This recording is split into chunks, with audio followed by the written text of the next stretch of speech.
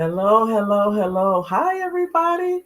We are back for another beautiful Monday. What can I tell you? These Mondays have been just gorgeous. And so we're back again. For those of you that don't know me, my name is Mary D. Welch, and I'm the host of The Mary D. Show. We're here live every Monday with a new guest and interviewing. And I can't thank you enough. Many of you have referred people to the show. Some of you have even been on the show. So thank you for tuning in to the Mary D Show. I'd like to first go over, or let me just show you this. For those of you who haven't seen it, to make sure I show you one of the books, which is Saying No Nicely. For those of you that you may say, some of you may say you don't need to learn how to say no, and some of you may say you already know how to say no, but I struggle with it, and that's why we have the book Saying No Nicely. Because it really is based on me, to be honest with you. It's what I was struggling with. So that was why we have it. Next, another one of the books that I'm very close to, and you'll hear me talk about this because it means so much to me, and that is the one, Save Your Home from Probate. This one. I'm saying it because I cannot tell you. There's a reason why they have probate court. Let me tell you that now. Probate court exists because people didn't write. Even if you write a will, it has to go to probate. Let me say that because people don't always know that. If you have a will, it goes to probate. If you die and you don't have anything, it automatically goes to probate court, and your family gets to fight over who gets what. To eliminate that, you fill out one sheet of paper. Think about this, ladies and gentlemen. One sheet of paper. File it with your deed, and that's it. It almost sounds like it's something that doesn't really exist, but it does. It really does exist. So I can't stress enough how important that is to you. So just take the time. If you just fill out that one sheet of paper, and what you're doing is it really is a gift to your family. Let me just tell you the truth on that. It really is. You're gifting your family not to have to go through headaches, because who wants to go through headaches? So that's what that is. I'd like to thank all of our sponsors for today's show. One is the Idea Club, and the president of the Idea Club is Dumas Martin Jr.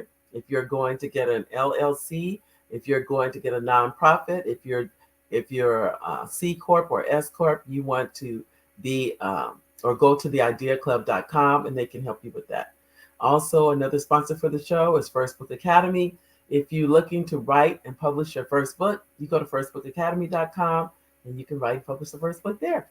Another one of our sponsors for the show is the Henderson Real Estate Team.info. They are also sponsors for the show, for today's show. And as I said before, you just saw the covers for the books. Now, ladies and gentlemen, it is my honor to have our special guest here today.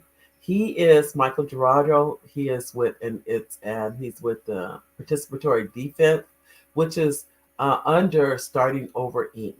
And I'm going to have him introduce himself to you, and then we're going to introduce our guests if they have comments in there and share a lot of really useful information. You may say you don't need the information, but you may know someone who does. So let's see, Mr. Jurado, are you there? Yes, ma'am.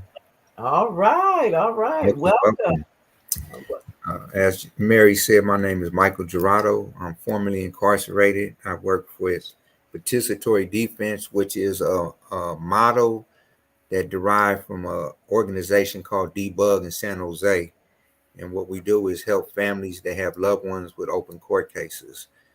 Me and my co-worker, Toya Vicks, we're not lawyers or attorneys or anything. We're just people that have been through the system is trying to assist the next family navigate their way through the court system, be supportive, help them create a social bio for their loved ones to humanize them in the eyes of the courts. Participatory Defense falls up under the banner of Starting Over Inc., which is a nonprofit organization in the Riverside, i.e., Inland Empire of California. So even though we're in Riverside, we do assist people in San Bernardino County as well. Mhm. Well, I can tell you, Michael and I met at a workshop not even a week ago, really. It was last Wednesday in Moreno Valley. And I went up to him and I was sharing with him about my son. I have a son that's incarcerated right here in Chino. That's my youngest son, and the info just really just talking to you just gave me hope. We are still going through this system, and it's still not easy. And I'm starting to get emotional just talking about it. Right. But as we just take it one day at a time. While he's been there, he has become an author. His book will be coming out pretty soon. He has written, I cannot tell you how many songs. He does program, as you mentioned, Mm-hmm. and he does. And we visit. I just saw him Friday. I see him almost every Friday, and we spend time together. But to say this is probably in my life one of the hardest things I've ever been through. I will tell you. And unfortunately, it'll continue until he's brought home. Uh, I could just imagine the burdens my own mother carried. I was sentenced to 57 to life for a double murder robbery, and I thought I would never be home. Like, through the grace of God, I sit here today as a free man. But uh, at the beginning stages, and even halfway through my journey, I never thought I was coming home. My transition came in 2001. I felt I just hit my rock bottom, and I wasn't happy with the person I had become, and I needed to make some necessary changes in order to keep my sanity. Mhm. Um, this was never about getting out of prison, though. It was just about getting prison out of me and trying Mhm. to do something different with my life. So from 2001 to 2017 was a journey for me where I found new friendships. And I found like I was fortunate enough to be blessed with a lot of strong people that were on the same journey as I was. And I think that's what happens when you start changing uh, your behaviors. You start attracting other people in your environment that are also on that change. Right. And it goes to that cliche, steel sharpens steel. So we become um, callous in that change within our own environment, because prison is a totally different environment and world than society. So Mhm. I did get out under the youth offender law after doing 31 years. So I'm just thankful to be here and allow all the viewers to hear my testimony and ask questions. I'm transparent. I try to be honest about anything that I went through. My whole journey today is to give honor to my victims. I could never imagine the pain and suffering I inflicted on their families or my community. So everything I do today is to honor them. Oh, well, thank you for that. We have comments from our audience, and first is Gwen. Hi, Gwen. And she says, "Hi, Mary," and "Hi, guests." Hello. And then we have Sheila. She says, "Hi," and Sheila says, "Hi, Mary and guests." Thank you, Sheila. I always say, try this. I'm always trying to acknowledge anybody that takes the time to write a comment. Um, Absolutely. and she says, "Oh, here we go." She said, "Hello, everyone." And this is Richard Daryl Nichols, and he says, "Welcome back, Mary." When was I gone, Richard? I was here. I'm here every week, so okay. David Arrington says, "Welcome back, Mary." No, that's Richard. I'm sorry. Here's Mhm. David said, he says, "I'm here, but he can't get the sound." Oh, I don't know why, David. I hope you can get it. I hope it comes in. Make sure that your sound is turned up too. Sometimes my volume is, I did it. My volume is turned down. That's happened to me. And Richard says, "Mary, did you encourage your son to write a book?" It's interesting, Richard. We've talked about it, but I think he said when he comes home, he wants to write it. He doesn't Yeah. want to write anything he has to send through the mail. Right. So he said that's what he told me. He said, but his children's book is almost done and that will be published soon. So I'll let you know. You'll see the email that comes out on his book. Dumas, hello, Dumas. Welcome, Mary. Welcome, Michael, to your new self and new life. Thank you. You're welcome. That's from Dumas Appreciate it. Mountain. Let me put that up. There you go. And then this is Jeff Curtis. He is a friend of our family's. Hi, Jeff. And he says, "God bless you." So that's a blessing. And here's Richard. And he says, Whoops. Was the hardest. I can't read it. You What got it was the hardest returning back into society? I what was think. the hardest? Yeah. Um, I think I still battle with that question every day. It's like Mhm. I did majority of my life in prison, so that becomes my norm. In society, and being free is the abnorm for me. So every day is a battle. But I think the main thing was the lack of knowledge in technology. Um, that was just I Mhm. never messed with cell phones in prison. So I computers, laptops, technology, I think is the biggest challenge because as we see today in society, everything is through social media. You Yep. can't even get a job unless you can do it via internet, applications and such. I think that is one of the major obstacles that long-term offenders face when they come home. Um, Another thing is we come home with our own stuff. And it's patience and understanding that living majority of your life in prison is traumatizing. So we have trauma. We come and a lot of us don't even know it, and Right. we suppress things like it goes back to men ain't supposed to cry, but God gave us tears. So why am I not supposed to cry if Right. that's a capability for me? It's Right. just dealing with those feminine emotions that men are not supposed to have, and a lot of times we don't know how to navigate through those emotions.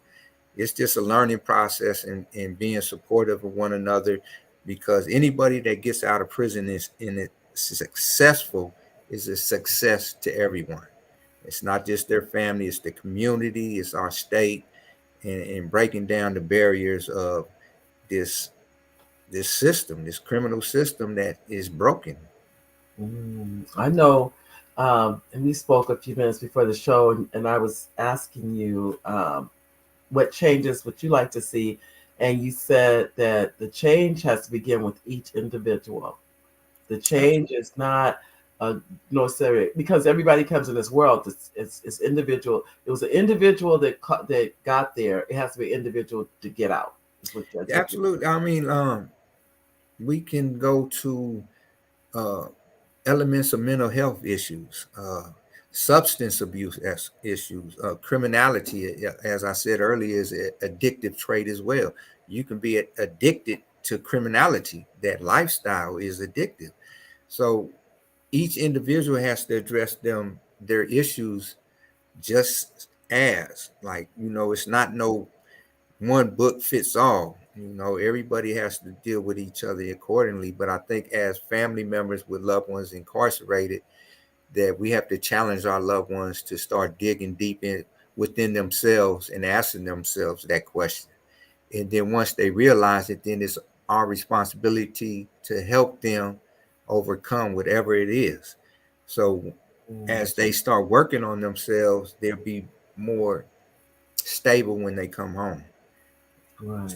And Let's not stop. Let's stop expecting the system to do this, because the system is doing exactly what it's supposed to do. That's incarcerate you. That's to break down the family structure. They don't want to see you succeed and go home and be a functioning part of your family. If that was the case, they would have never locked you up. They would have found other means to discipline you or reprimand you for your wrongdoings. But mm-hmm. they want to snatch you away from your family and isolate you and send you to the furthest parts of the state and put that burden on your family. They overcharge us for the phones. They overcharge us for commissary. It's a business. Yeah. No, I understand that part. Okay, Charles, your comment is hello, Mary, and hello, Michael.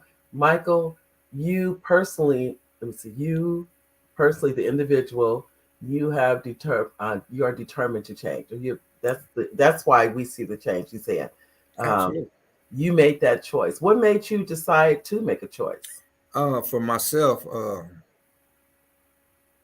having a 57 to life sentence, uh, even when I originally arrested and I sat in the county jail for 3.5 years fighting my case, I was still practicing the same criminal behaviors. when I was sentenced to 57 to life, I was still practicing criminal behaviors. Not only until 2001 that I identified my rock bottom. I didn't like who I was. I didn't like where I was at. And I knew I needed to make some drastic changes in myself in order to keep my sanity. Mm, So once I got out of ASED, which is administrative segregation, I started making the necessary changes in my life. And as I was sincere about these changes, more opportunity started rising for me.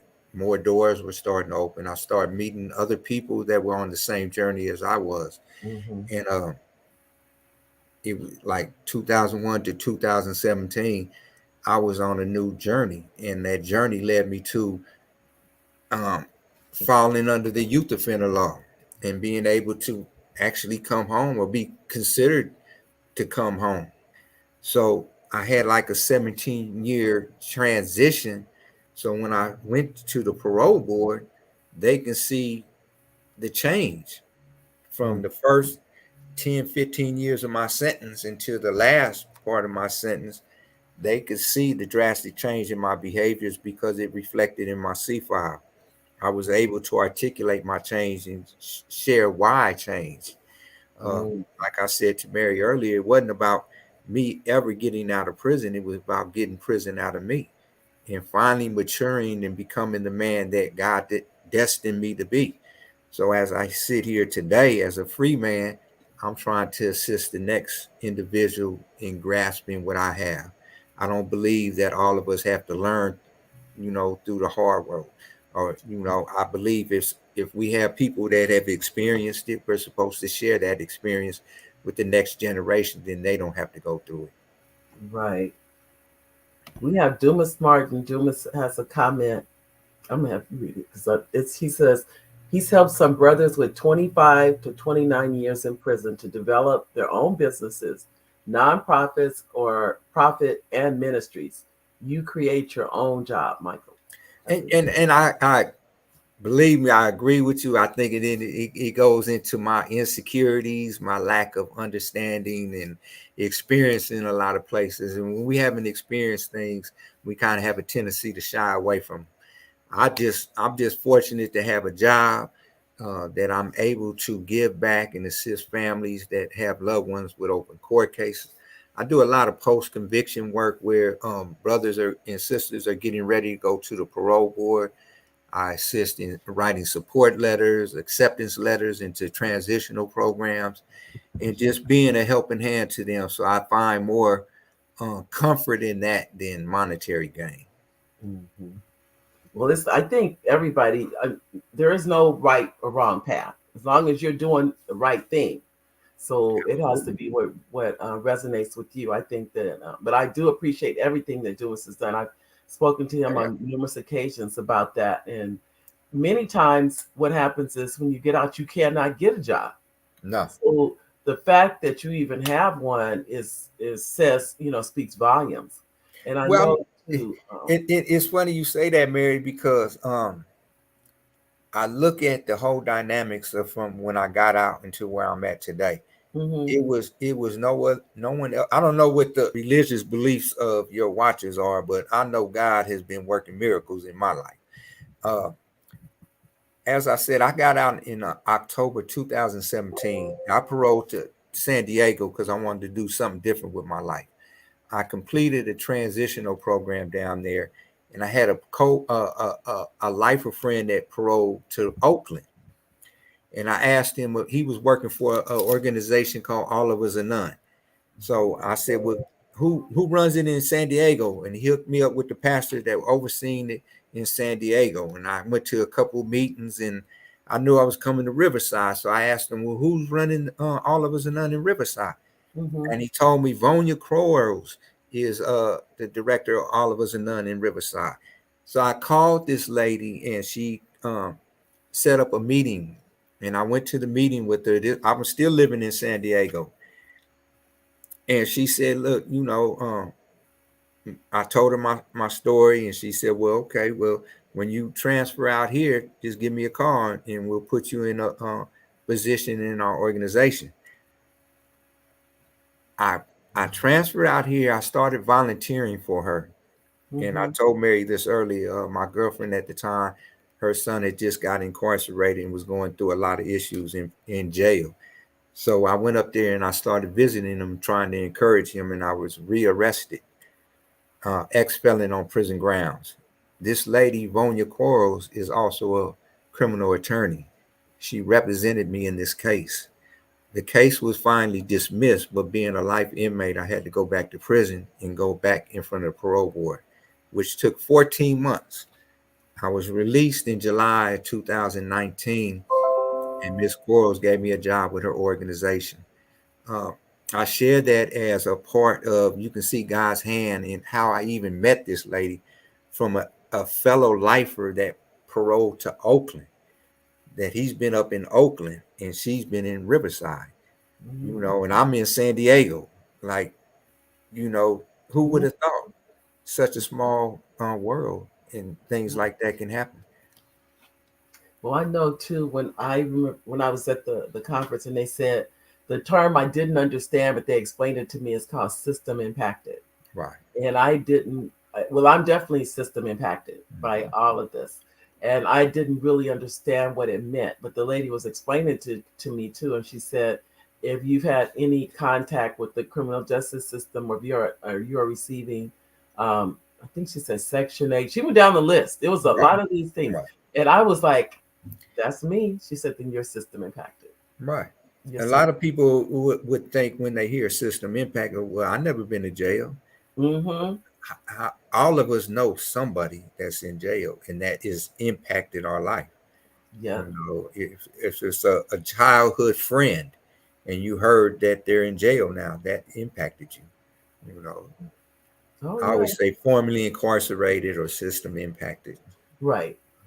But it was I just went over. I think one of the because they did a wonderful. You guys, I know Vanya and starting over everything put it on. It was well attended, very well organized. I was there learning so much about. And the event that Mary's talking about was called Peace and Justice Summit for Mm-hmm. Riverside County, and it was put on by Starting Over to engage other nonprofits and organizations to come together to assist our communities. The only problem that I had was the lack of community showing up. Like, I feel like when we're dealing with issues like this, that our community needs to show up. A couple weeks prior to this, I was able to go to um, what is it called, where they had the candidates running for DA in Riverside Right. County. Mm-hmm. And where is our people at? Like, this position holds the key to over sentencing. The DA holds the key to how they charge you, and it's our sons and daughters and uncles and nieces that are being over sentenced. So we need to show up and have a voice in who is elected into these type of seats, because in the long term they affect us all. Mm-hmm. Here we sit talking about over sentencing and new guidelines and new laws, but if we're not proactive in who's sitting in these chairs, then all we're doing is just rambling. I know. We have a Dumas Martin says, your honesty is refreshing and empowering. Keep on living your truth. That's his comment. Thank you, Dumas. Thank And you. Thank you. Charles Radney says, Michael, you are doing, oh, okay. Michael, are you doing anything with the families of soon to be released to help and understand the challenge? Under Starting Over Inc., they have transitional houses. I believe it's 8.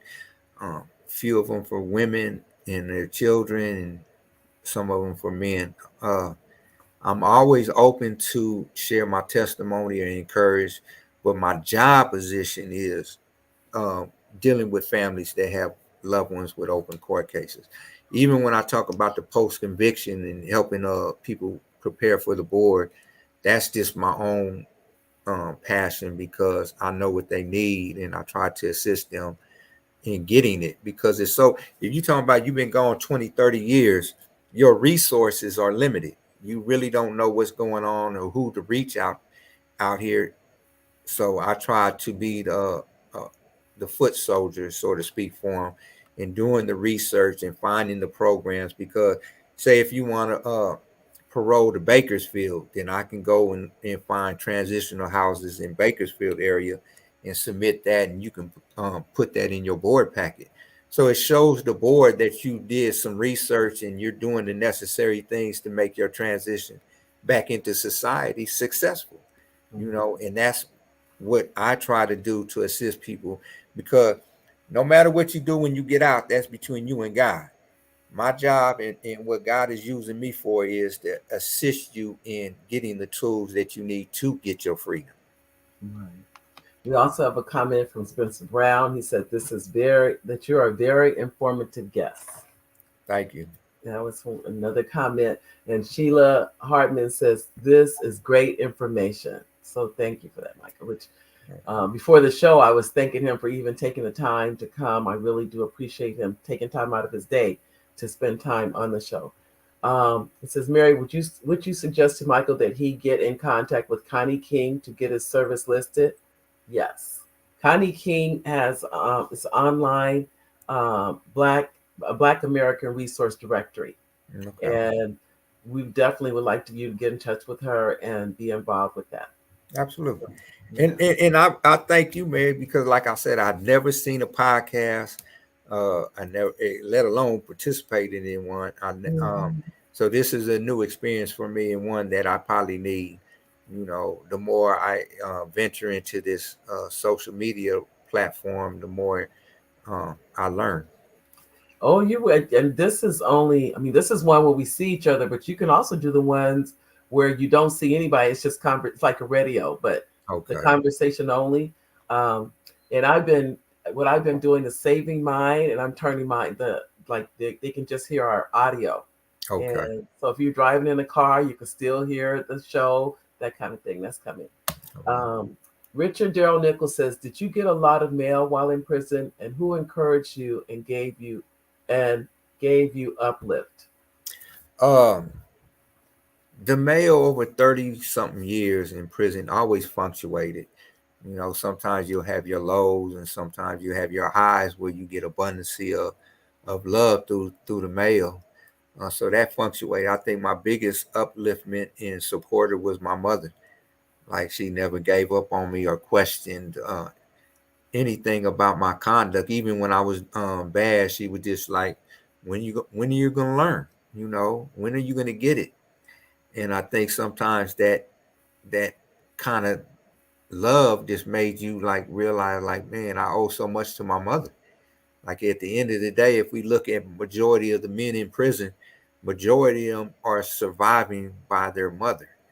If you're fortunate to have a wife or a girlfriend, that's a blessing. But majority of the men that are in California prisons are relying on their mothers. Their mothers are their backbones. I tell you, well, I know too. You mentioned about mailing.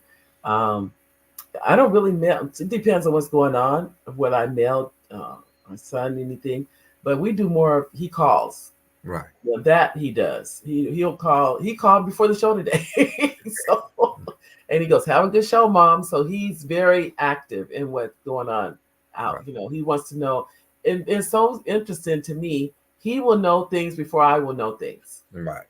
and that's been very. You would think, how can he? But he's calling everybody in the family, and Mm-hmm. they're telling him things, so he gets information before I do. So, Right. but that's been interesting. But our goal, is, no doubt, is for him to come home, and that's what I know that will happen. It's just, and it's in God's timing. Um, that I did speak to a couple of, I did, I think the public defender was there. I Mm-hmm. did get a chance to speak with him personally, which I'd never had that opportunity before. So we hold him up in prayer constantly. Absolutely. And Mhm. like we talked about earlier, it's a lot of new laws that are being passed to give uh, incarcerated people opportunities to come home earlier. They have a lot of milestone courses that can take, and it knocks off like a week or two off their sentence. But majority of our people have been over sentenced, and I have a couple laws. I know AB 2942 is one Mhm. where you can petition the DA that committed you to prison to reconsider you for resentencing, and you base this on your conduct and behaviors while you've been incarcerated. Like if you've been disciplinary clean for 5 years and you're accomplishing all these self-help programs or going to college or whatever it may be, you create a portfolio. We call them social bios, and you submit this to the DA to consider for resentencing. Like, that's just one avenue that you can take. You can petition the governor for consideration, commuting your sentence. So if you, especially if I'm talking about people that have um, long-term sentences, Right. because when you're sentenced to a long term, you're kind of hopeless. You feel you're never going to get out of prison. And those are the ones that I'm trying to give hope to, that don't allow your sentence dictate the direction that you're leading your life, that you can change and you can come home. I'm a testament to that. Wow. Well, I can tell you, Dumas says, Michael, when you're ready, he said he's willing. Think about this. Dumas Martin, let me go back up here. He says, Michael, when you're ready, I'm willing to sponsor your nonprofit corporation and mentor you on how to properly run it. Mary has my contact information. Okay, I appreciate it. I will be reaching out to you. Oh, Uh, you never know what kind of contacts you can make. hey, there it is. And Yeah. then, and Richard Darrell Nichols says, explain this thought. I taught in juvenile hall. A lot of the boys said they were in juvenile hall because my father was not in my life. That's what they said. Um. Again, like I want to say like 85% of the men in prison didn't have a father in the home. I'm a byproduct of a broken home. I had my mother and two older sisters. I never had a positive male role model. I latched on, like when I was young. I looked to one of my cousins, like he was real popular, real good at sports, and he was like the first generation of gang members out of Los Angeles County.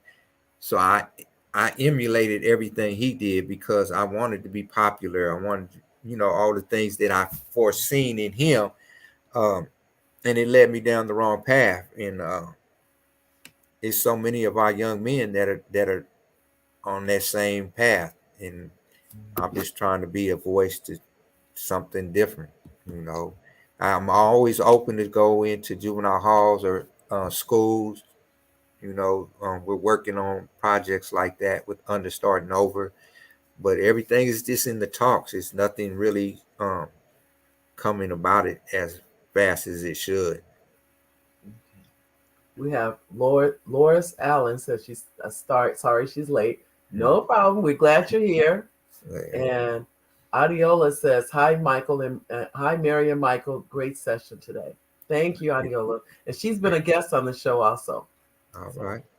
I just want all of you to know that, like I said, this is, of course, it's close to my heart.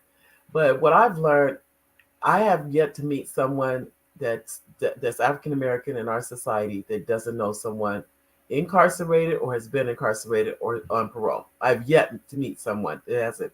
So that's telling me that this system is affecting all of us. Right. It's not just my family, um, and people that I know. Is so much bigger than that. So, what does that say to our? I mean, our society. Well, I think for me it goes back to that cliche. It takes a village to raise a child, Hmm. and I think we've become so isolated. You have neighbors that don't even talk to their neighbors. You have people that live on the same block that don't know each other's name. Like, this is what our society has become. It's nobody's. Like, I remember when I was little, if I was out in front of the house being bad, my neighbor would come out and spank me and Hmm. reprimand me. Right. I knew the lady that lived at the corner house. like we've lost that touch with our communities. I'm talking about like your block is your community, Yeah. and like where are we like tapping in with one another? Where are we being supportive? Like how do we know the lady up the street, her son just got arrested? What are we doing to console her and assist her in this newfound plight that she's facing? That we just lost. It's no community love no more. No. And I think that's why we need to come together in platforms like this, have rallies, come together, support each other. Mary needs support. Mary's son is in prison. This is something that she doesn't know how to experience or navigate through. Who better to help her than her community? That's what we're here for. Mm. Oh, I appreciate that. I know so many people have too, and they've encouraged us and said, um, is there anything they can do? Some people have written to Justin and keep him encouraged and things like that. We're on year 16. That's how Mhm. long he's been there. And Yeah. so are we hold him up in prayer every time our pastor does, the church members do. So it makes a difference. It Right. makes a difference. I would definitely attest to that. So I know I don't see any more questions from any of our guests here, but just know you can, if you have a question for Michael or a question for me, that's what we're here for, ladies and gentlemen. We can answer them, however we can, whatever help we can give. That's what we're here for, because we know there's somebody here that needs to hear this information. As Michael was saying, AB 2942. That's a Yeah. resentencing law that's in effect right now in the state of California. As we speak here today, the United States has the largest numbers of incarcerated in the world. In the world, think about that. When you talk about all other countries, and we're negative against they're doing this and they're doing that, but we have the largest number incarcerated. We don't have as many options for people as opposed to incarceration to keep them in society. Like in some, I think it's Canada, they let people go to work Monday through Friday and they serve time on the weekends. So Mhm. they're serving their time, but they are supporting their families at the same time. So they're taking their time, their weekend time away, but they didn't take them out, all the way out of the community where they can no longer um, make a living, that kind of thing. Mhm. There's all kinds of options going on all over the world that we are not really privy to, but they're working for other societies. And why the United States has not adopted these, I have no idea. That's But they don't want to adopt them because it's a business. It's not about rehabilitation. Like as you were speaking, what came to my mind is uh what is the percentages of uh incarcerated people with mental health issues? What is the underlying issue? How many what is the percentage of people incarcerated that have substance abuse issues? Like, do you actually believe prison is the appropriate place to house these people to get mental health uh, help, substance abuse help? That's my name is spelled wrong. It's oh, Jurado. oh, thank you. Let me take Yeah. it. But Sorry about it's like I'm reading this book and it was saying like where what what place worse to put somebody that's having a mental health issue than in a prison cell? Like how much is that going to exacerbate the issue?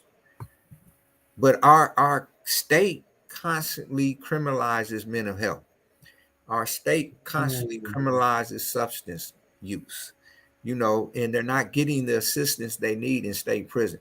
They have a mental health program in state prison that's a joke, that it's a farce. It is not conducive to any type of assistance if you're dealing with mental health. Prison is a hostile environment. And if I'm dealing with mental health, that is not an appropriate place for me to be. Mm, But they don't want to give up that money and create something to address these issues in an appropriate platform. And the right. same thing with substance abuse.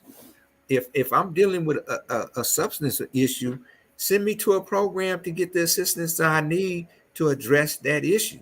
Don't criminalize it, because then you not getting the help you need in prison. Then you're gonna just get out and go back to your addiction because it's never being addressed. Right.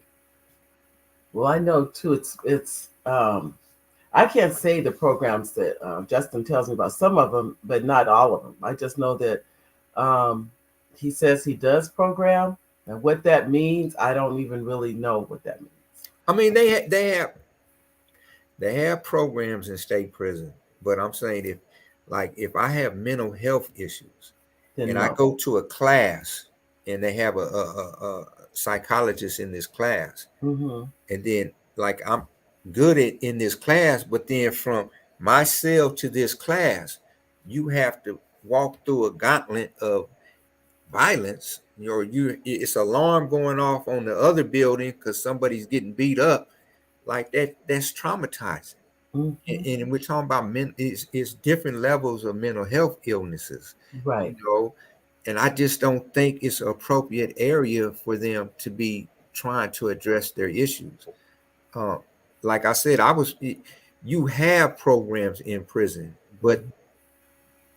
the environment Right. it just goes back to the environment and how safe can you really be to learn, without something happening down the tier. These are the things that we don't consider. You're right, and it's a constant. I know. As I visit him, and I'm watching these years on both of us of how it's affecting both of us.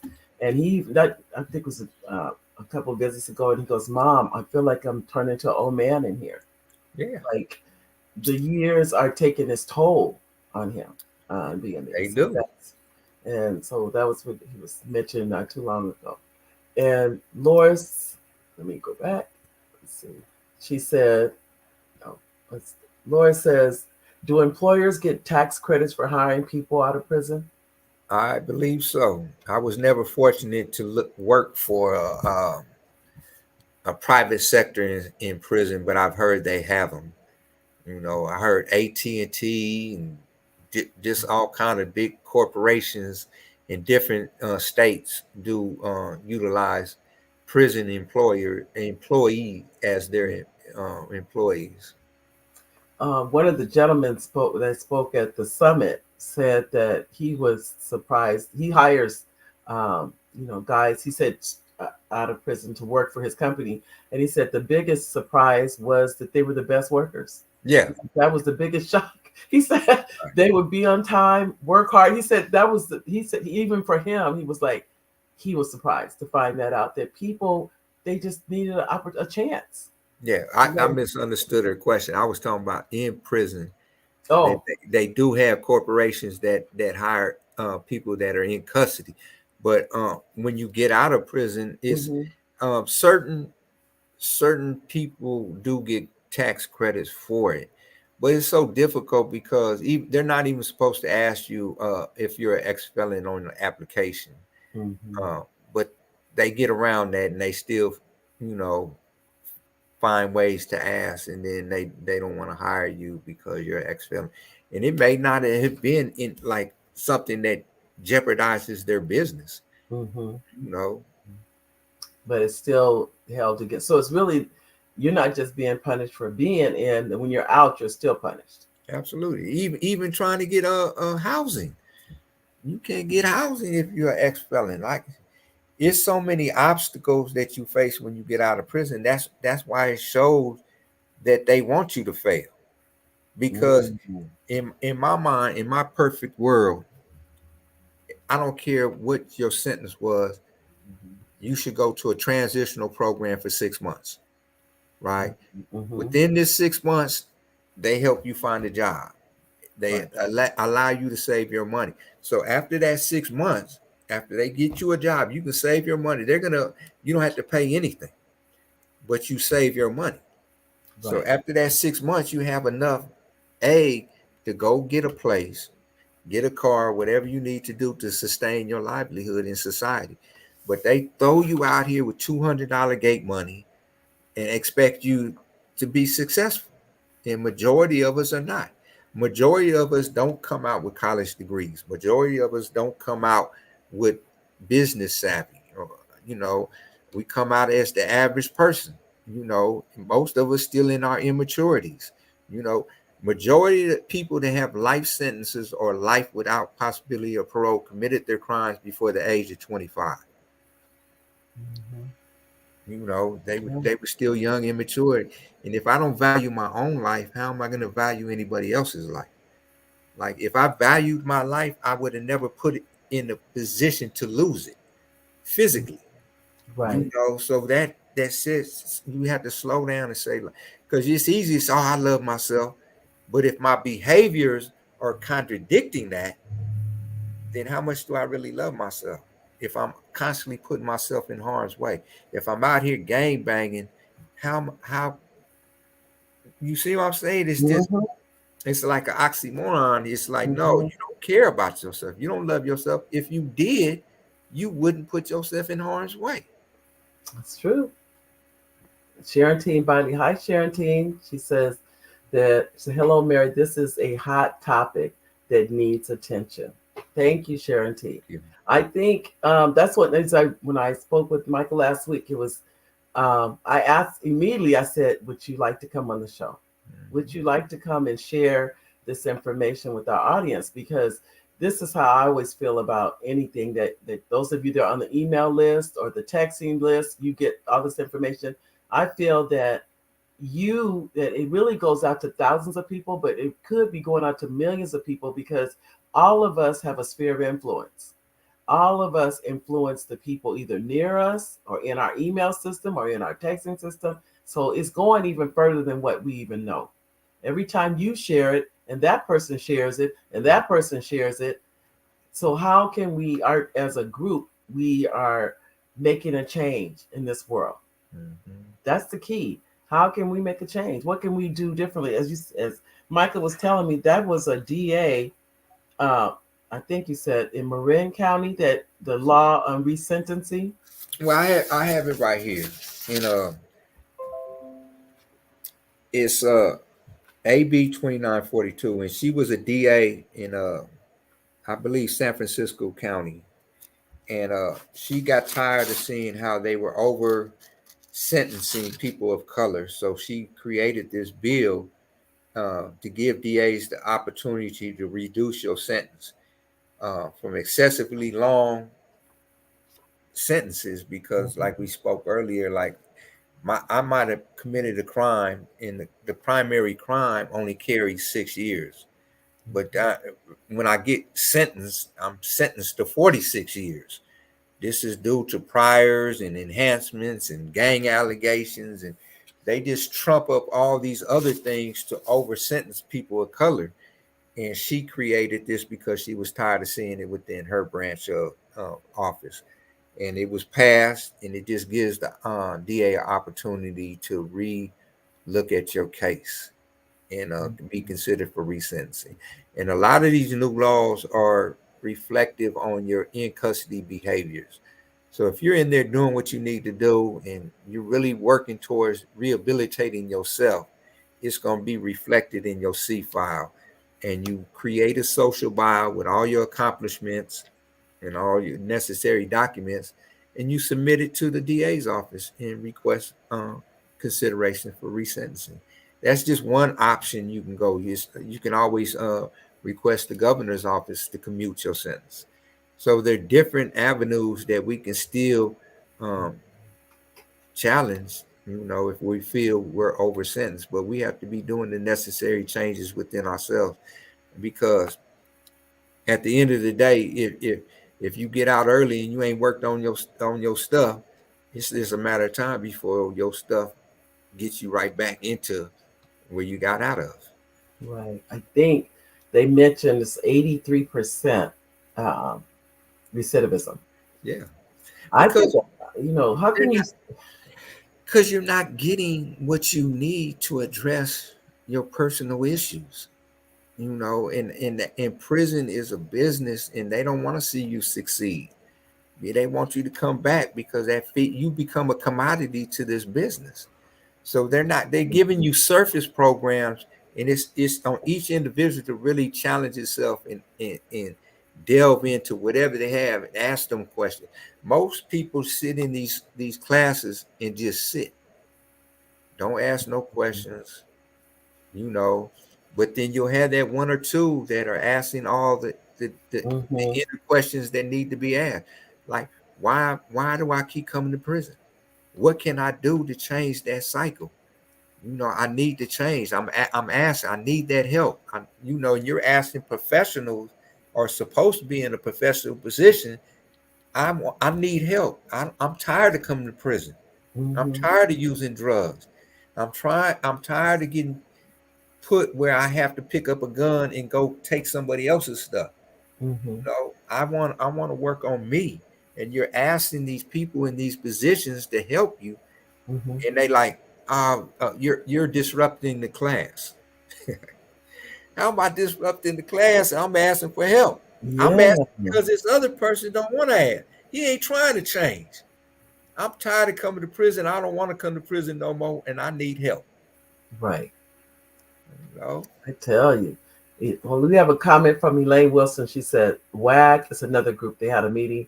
It ran over time. She said, glad to come, to even come late. Michael, God definitely has you using your experience that the devil meant for bad to try to do for good and with others. I've learned so much. That's Elaine. Absolutely. Thank you, Elaine, for Thank you. coming by. I can tell you. And then Laura said thank you too about when you gave your comments All right. because um, I think if I'm not mistaken, Mike. The only way it's going to change is we as a society has to change. Nothing changes. It just we make a decision because in one, I think if I remember correctly, California has 33 prisons. Yeah, Uh, they closed a couple of them down, so they might be down to 31. but now I don't know how many female there are. I know I that think it's four, 3 or 4.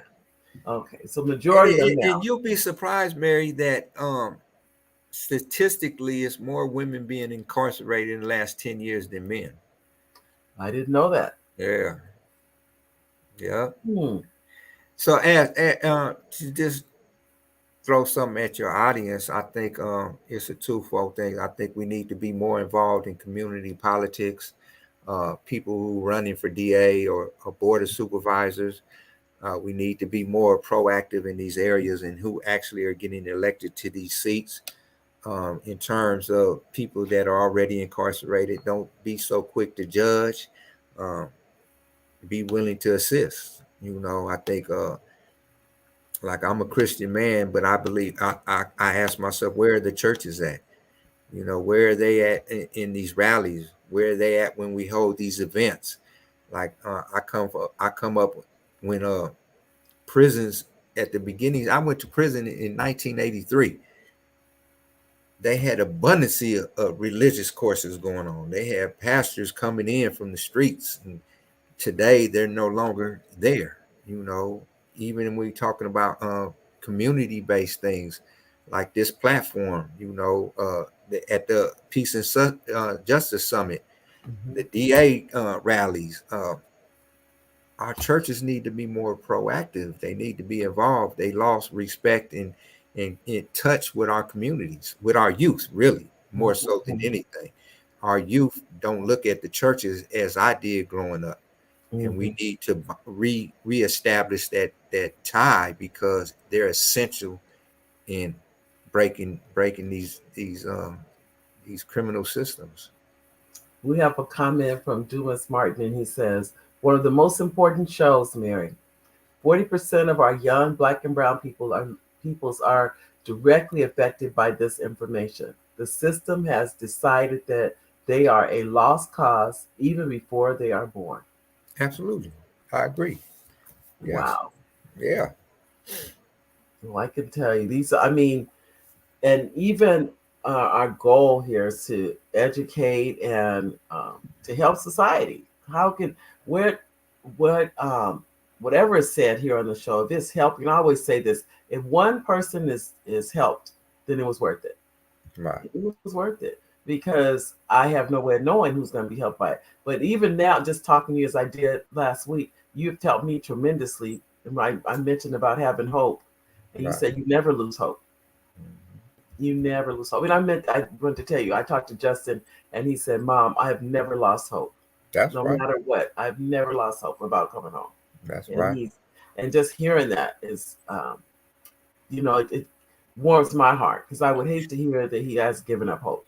And that's good, right? And that just shows you the drastic change in the system because we say from 1985 to say 2005, we have governors that had an unwillingness to let anybody out with a life sentence.